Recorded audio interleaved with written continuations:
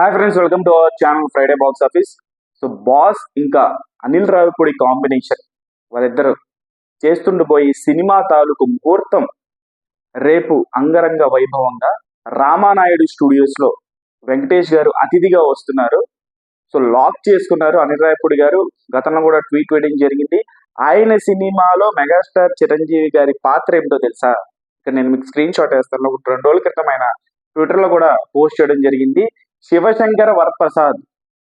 అనిల్ రావిపూడి గారి సినిమాలో చిరంజీవి గారి పేరు శివశంకర వరప్రసాద్. త్రూ అవుట్ అసలు ఫుల్ ఎంటర్టైనింగ్ మూవీస్ తీస్తుంటారు. సంక్రాంతి అంటేనే అనిల్ రావిపూడి, అనిల్ రావిపూడి అంటేనే సంక్రాంతి అనేటువంటి మార్కుని తెచ్చుకున్నారు. అటువంటి డైరెక్టర్, అసలు ఫ్లాప్ లేనటువంటి డైరెక్టర్ అని చెప్పేసి అనుకోవాలి. రాజమౌళి గారి తర్వాత F3 కొంచెం అటు ఇటు అయి ఉండొచ్చు. ఫ్లాప్ లేనటువంటి డైరెక్టర్. బాక్స్ ఆఫీస్ కలెక్షన్ పరంగా మంచిగానే రావించింది. దానివల్ల F3 వల్ల నష్టమే పోలేదు ప్రొడ్యూసర్స్. సో రాజమౌళి గారి తర్వాత ఇండస్ట్రీలో ఎవరికైనా సరే ఫ్లాప్ లేదంటే అది ఒక అనిల్ రావిపూడి గారు మాత్రమే. ఇది ఫ్యాక్ట్. సో అటువంటి అనిల్ రావిపూడి గారు తన మార్క్ కామెడీతో ఫ్యామిలీ ఆడియన్స్ ని బాగా ఆకట్టుకుంటూ ఉంటారు.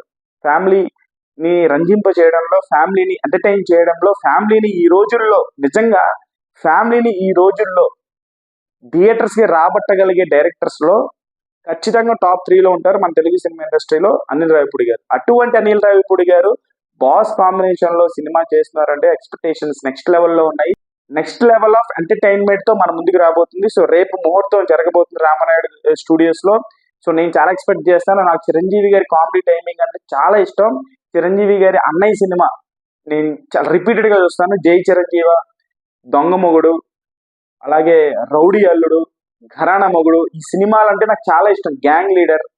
చిరంజీవి గారి సటిల్ కామెడీ ఎంత బాగా ఉంటుందంటే చిన్న చిన్న ఎక్స్ప్రెషన్స్ కూడా, అసలు చిరంజీవి గారి బాడీ లాంగ్వేజ్, చిరంజీవి గారి కామెడీ టైమింగ్ ఎలా ఉంటుందంటే ఆయన కామెడీ చేస్తే ఇంకా పక్కన ఎంత పెద్ద కమెడియన్ ఉన్నా సరే ఫేడ్ అవుట్ అయిపోతారు.